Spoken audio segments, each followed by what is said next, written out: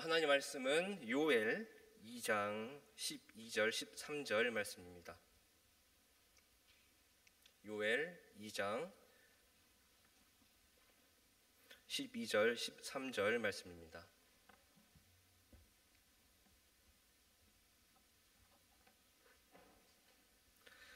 찾으셨으면 함께 봉독하겠습니다. 여호와의 말씀에 너희는 이제라도 금식하고 울며 애통하고 마음을 다하여 내게로 돌아오라 하셨나니 너희는 옷을 찢지 말고 마음을 찢고 너희 하나님 여호와께로 돌아올지어다.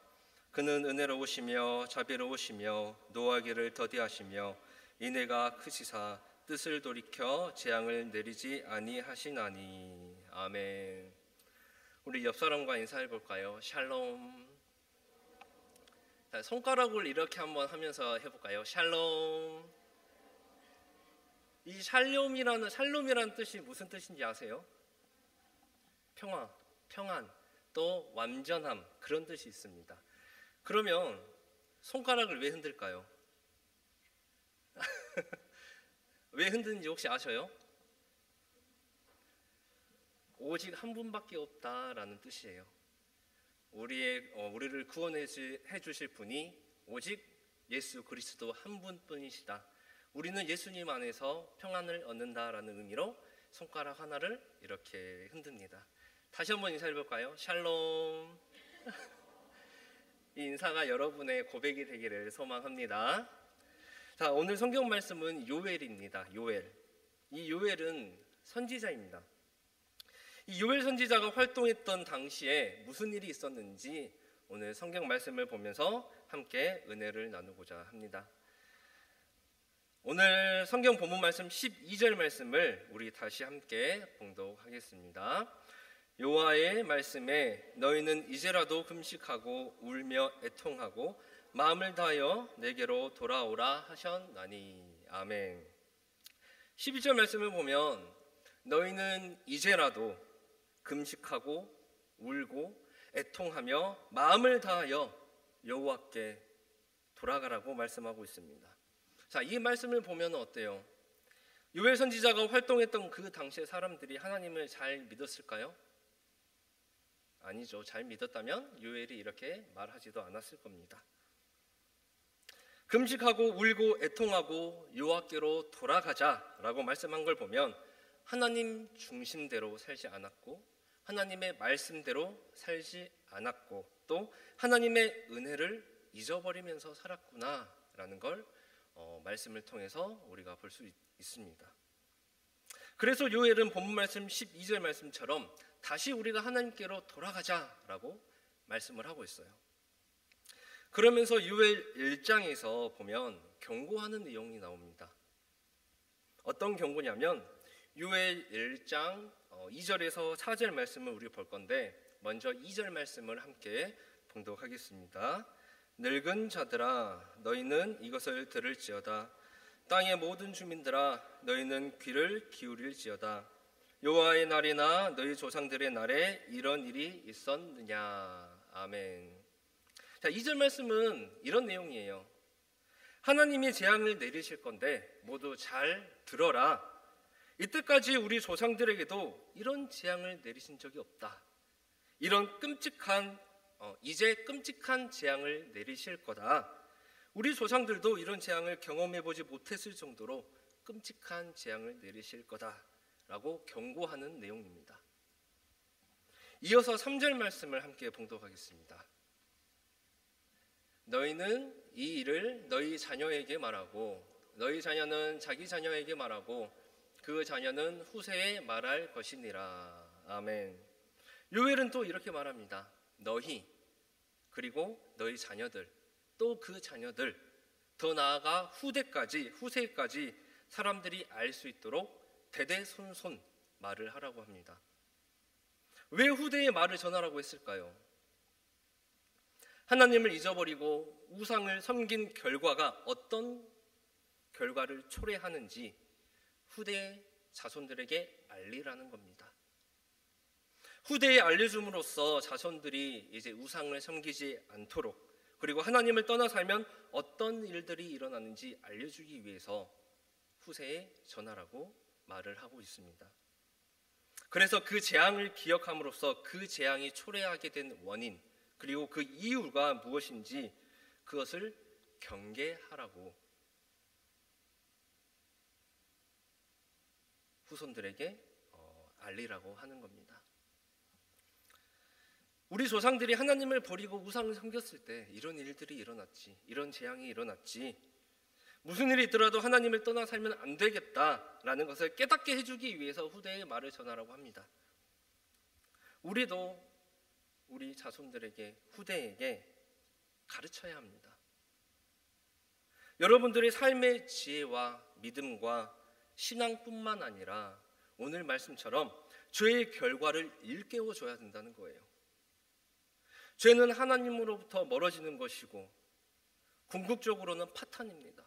최종적으로는 치명적인 결과를 가져와요. 아무것도 알려주지 않고 그냥 보고만 있는 걸 뭐라고 합니까? 방관이죠, 방관. 알아야죠. 알아야 실천할 수 있어요. 물론 지금은 아직 많이 부족해서 실천할 수 없다고 할지라도 내가 알고 있다면 나중에라도 실천할 수 있다는 겁니다. 방관은 그 자녀를 파멸의 구덩이에 몰아넣는 겁니다. 아무리 귀한 자녀라고 할지라도, 애지중지하는 자녀라고 할지라도 바른 삶을 사는 것을 가르쳐주지 않으면 절망적인 운명의 자녀를 던져버리는 꼴이 되고 말아요. 죄의 결과가, 그 무서운 결과가 무엇인지 아는 사람이 죄를 인지하게 됩니다. 인지함으로써 경계하게 돼요. 또 경계함으로써 죄를 멀리 할 수 있습니다. 그러면 대체 엄청나고 그 끔찍한 재앙이 어떤 재앙이길래 이 요엘이 사람들에게 이렇게 말을 하는지 1장 4절 말씀을 함께 봉독하겠습니다. 팥종이가 남긴 것을 메뚜기가 먹고 메뚜기가 남긴 것을 느치가 먹고 느치가 남긴 것을 황충이 먹었도다. 아멘. 자, 이렇게 4절 말씀 봉독했을 때 어떤 재앙일 것 같아요? 메뚜기 재앙이죠. 메뚜기 재앙. 옛날에 애굽 또 아라비아 가나안 지역에는 가끔 이렇게 메뚜기 떼가 나타나서 한번 훑고 지나가는 그런 일들도 가끔씩 일어났다고 합니다. 그런데 오늘 본문 말씀에서 말하고 있는 이 메뚜기 재앙은 차원이 달라요. 그리고 지금까지 경험해 보지도 못했고 앞으로도 경험해 보지 못할 메뚜기 재앙이다라고 말씀을 하고 있는 겁니다. 왜냐하면 한 종류의 메뚜기 떼가 한번 휩쓸고 지나가도 엄청난 경제적인 그런 손실, 그리고 그런 결과를 초래하게 되는데 무려 4종류의 메뚜기 떼가 남아있는 것을 돌아가면서 먹어치운다면 어떻게 될까요? 그 지역이 초토화되고 말 겁니다. 4절 말씀처럼 처음에는 팥중이 떼가 나타나서 먹습니다. 좀 생소하시죠? 팥중이. 이 팥중이도 메뚜기처럼 생겼어요. 이 팥중이 떼가 처음에 나타나서 먹습니다. 그리고 그 다음에 팥중이가 남긴 것을 이제는 메뚜기 떼가 나타나서 먹습니다. 그리고 메뚜기 떼가 다 못 먹은 것을 이번에는 느치 떼가 나타나서 휩쓸어요. 느치는 메뚜기는 아니고 곤충입니다. 곤충. 근데 이 느치가 쌀도 먹고 버리도 먹고 나무까지 갉아먹는 그런 곤충입니다. 그래서 팥중이 다음에 메뚜기 다음에 이 느치떼가 나타나서 휩쓴다는 거예요. 그리고 이 느치떼가 다 먹고 나면 그 다음에는 이번에는 황충떼가 나타나서 싹쓸이하는 그런 재앙이 일어날 거다라고 요엘이 말을 하고 있습니다. 황충이 뭐냐면 떼지어 다니면서 농작물 피해를 입히는 이주성 메뚜기를 황충이라고 해요. 보통 메뚜기가 무슨 색깔이죠? 그래서 초록색입니다. 초록색. 근데 단독 생활하는 메뚜기들이 보통 초록색이라고 해요. 근데 군집, 집단을 이루어서 활동하는 메뚜기들은 초록색이 아니에요. 회색입니다. 회색. 그래서 군집을 이루면서 변하게 된대요, 색깔이. 그러면서 식욕이 엄청나게 증가한대요. 그러니까 같이 떼로 몰려다니면서 모든 것을 다 먹어치우는 겁니다. 이렇게 팥중이, 메뚜기, 느치, 황충떼로 인해서 한 종류의 메뚜기 떼가 먹고 남긴 것을 다른 종류의 메뚜기 떼들이 와서 연이어 먹어치우면서 아무것도 남기지 않는 그런 무서운 재앙이고, 또 대규모 농작물 피해와 경제적인 파국이 일어나기 때문에 아까 봤던 2절 말씀처럼 조상들도 이런 재앙을 겪어보지 못했다라고 요엘은 경고하고 있습니다. 1장에 이어서 2장에서도 계속 경고하고 있어요. 2장 1절 말씀을 함께 봉독하겠습니다. 시온에서 나팔을 불며 나의 거룩한 산에서 경고의 소리를 질러 이 땅 주민들로 다 떨게 할지니 이는 여호와의 날이 이르게 됨이라. 이제 임박하였으니. 아멘. 2장 1절에 보면은 뭘 분다고 말씀을 합니까? 나팔을 분다라고 말씀을 해요. 근데 이 나팔이 우리가 알고 있는 일반적인 그런 나팔이 아닙니다. 히브리어로 쇼파르라고 해요. 쇼파르. 이 쇼파르는 적이 공격하는 전쟁 위기 속에서 부는 경보 나팔이 쇼파르입니다. 그만큼 긴박하고 위급한 상황이 올 거다. 그러면서 이제 여호와의 날이 임박했다. 네 종류의 메뚜기 떼가 들이닥칠 거다라고 2장에서 말씀을 하고 있습니다. 그러면서 2장 1절에서 11절까지는 이 메뚜기의 형상에 대해서, 또 위험에 대해서, 또 소리에 대해서 묘사를 하고 있습니다. 메뚜기 떼 한번 상상해 보세요. 넓게 상상하면 많은 메뚜기 떼들이 날아다니기 때문에 까만 형상을 하면서 하늘을 날아다니는 그런 상상을 하게 되겠죠. 좁게 상상하면 메뚜기 한 마리만 한번 상상을 해보세요. 그 메뚜기 눈, 날개, 그 발, 거기에 달려있는 갈퀴들, 그런 메뚜기들이 수십만 마리가 여러분들을 향해서 날아든다라고 생각을 해보십시오. 소름 아니에요, 소름?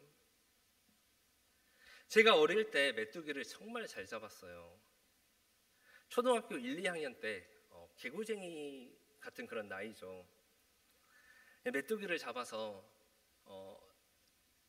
요즘은 없는데 제가 초등학교 때는 좀 길다란 천리 필통이 있었어요. 여기다가 메뚜기를 잡아서 넣습니다. 그리고 또 작은 상자에다가 메뚜기를 잡아서 넣어요. 이거를 잡아서 누구를 줄까요? 여자애들을 주고 선생님을 드립니다. 그런 장난을 쳤을 정도로 메뚜기를 보기만 하면은 잡았어요. 근데 어느 날 사건이 하나 일어납니다. 제가 초등학교 4학년 때 부모님을 따라서 기도하러 기도원에 가요. 기도를 하고 이제 나오는데 풀밭이 있었어요. 근데 또 이제 메뚜기 있나 이제 보려고 했는데 방앗개비 아시죠? 방앗개비. 방앗개비가 한 이만한 거예요. 한 20cm? 이걸 보고 제가 충격을 먹었어요.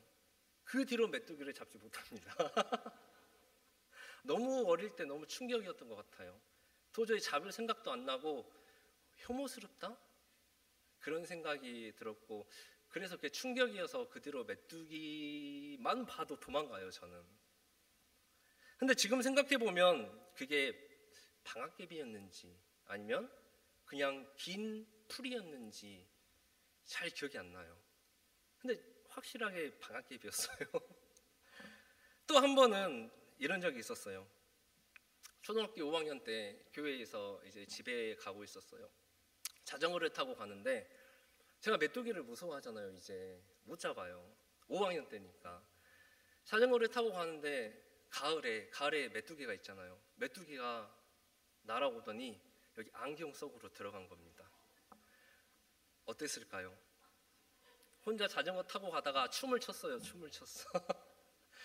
안경은 날아가고 자전거는 넘어지고 혼자 소리 지르면서 막 춤을 췄던 그런 기억이 있습니다. 그래서 설교 준비하면서 메뚜기 떼 영상을 봤는데 보기만 해도 너무 싫더라고요. 자, 성경을 보면 요엘 2장 4절에 그 메뚜기 떼의 모양이 기마병 같다라고 말해요. 그리고 5절에는 그 소리가 전차 소리 같다. 10절에는 땅이 진동하고 해와 달이 캄캄해지고 별이 빛을 잃어버렸다라고 묘사하고 있습니다. 전에는 이런 재앙이 없을 정도로 엄청나게 많은 메뚜기들이 들이닥칠 거다. 너희들이 하나님을 잊어버리고 우상을 섬기면서 세상 사람들처럼, 그리고 돈에 미쳐서, 이성에 미쳐서 세상적인 욕구를 충족시키기 위해서 세상 사람들과 다를 바 없이 살아간다면 이 어마어마한 재앙이 이제 곧 들이닥칠 거다라고 경고하고 있는 말씀입니다. 확정이 났어요.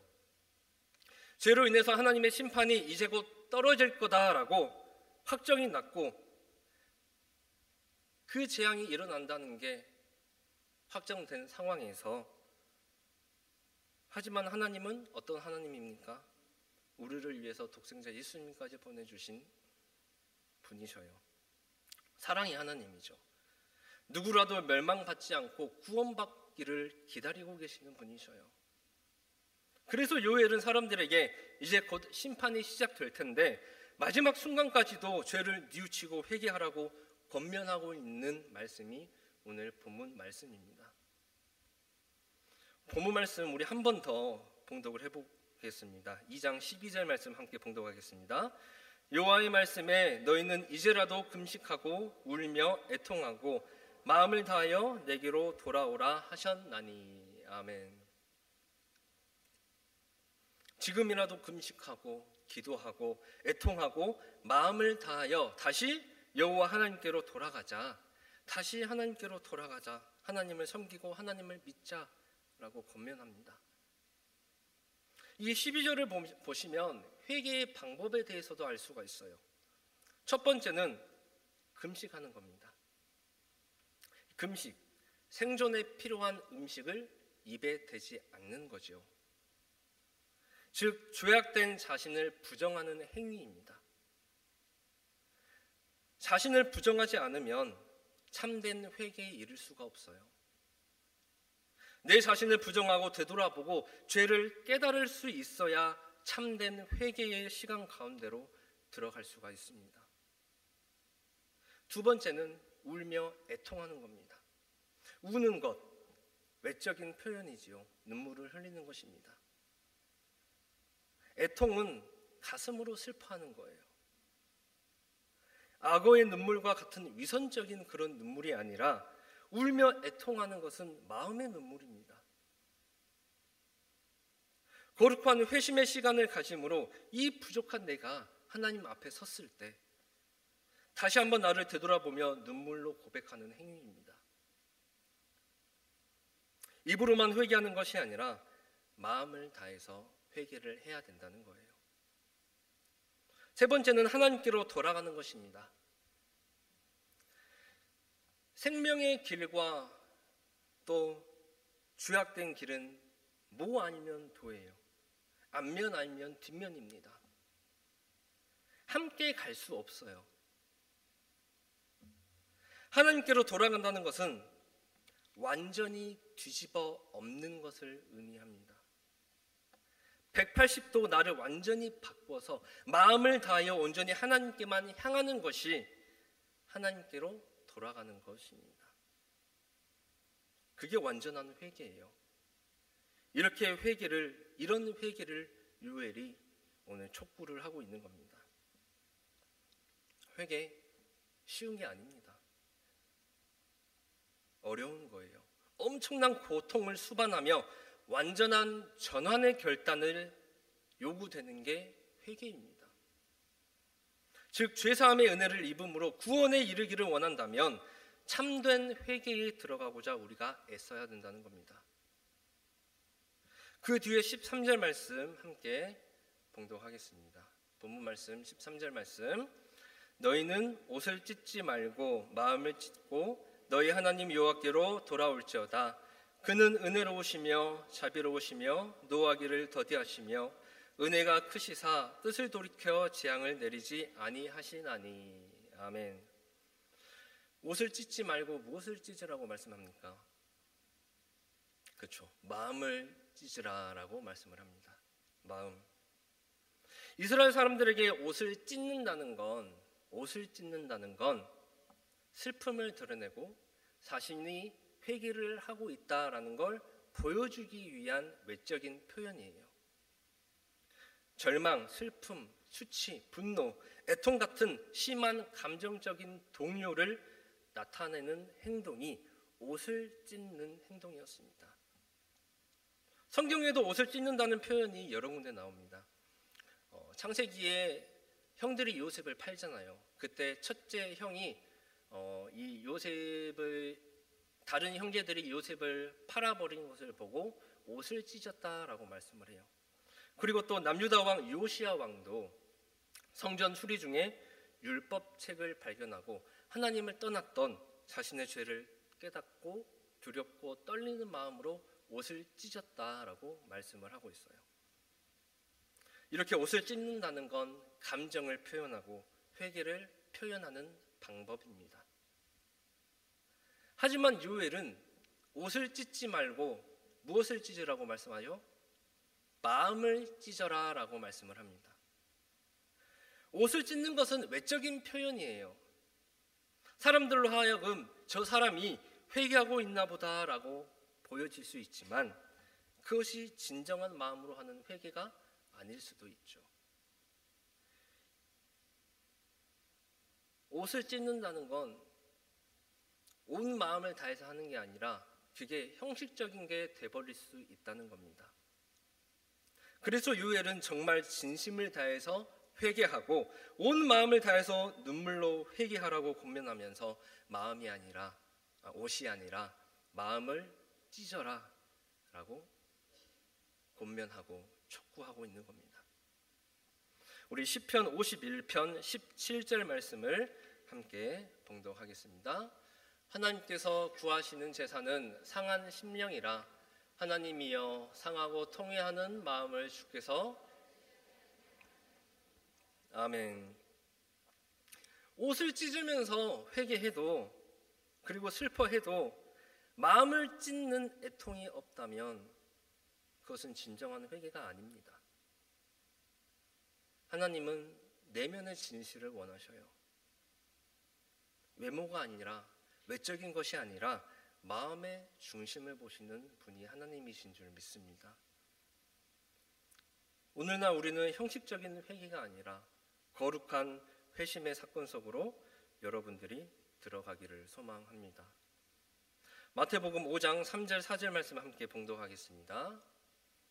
심령이 가난한 자는 복이 있나니 천국이 그들의 것이며 애통하는 자는 복이 있나니 그들이 위로를 받을 것이며. 아멘. 그래서 예수님께서 말씀하시는 이 팔복 중에 두 가지, 심령이 가난한 자, 또 애통하는 자가 복이 있는 사람이라고 말씀을 하고 있습니다. 그래서 마음의 호소로서 우리가 나아가야 된다는 겁니다. 이렇게 우리도 옷이 아닌 마음을 찢어야 됩니다. 보여주려고 교회 다니는 것이 아니라, 보여주려고 봉사하는 것이 아니라, 보여주려고 찬양팀 하는 것이 아니라, 형식적으로 또 예배드리고 기도하고 찬양하는 것이 아니라 온 마음과 온 정성과 온 힘을 다해서, 우리 마음을 다해서 하나님 앞에서 낮아지고 무릎 꿇고 엎드려야 될 줄로 믿습니다. 오늘 요엘 말씀처럼 하나님 앞에 나아가기 위해서는, 복을 받기 위해서는 나 자신을 되돌아보고 회개하고 진실된 마음으로 마음을 찢고 하나님께로 나아가야 된다는 겁니다. 그래서 우리의 마음을 찢고 그 찢긴 우리의 마음에 성령님이 오심으로써 감동이 있고 또 하나님이 주시는 그 사명들을 잘 감당해내면서 일평생 하나님과 함께 동행하는 우리 권략교회 성도 여러분들이 되기를 축원합니다.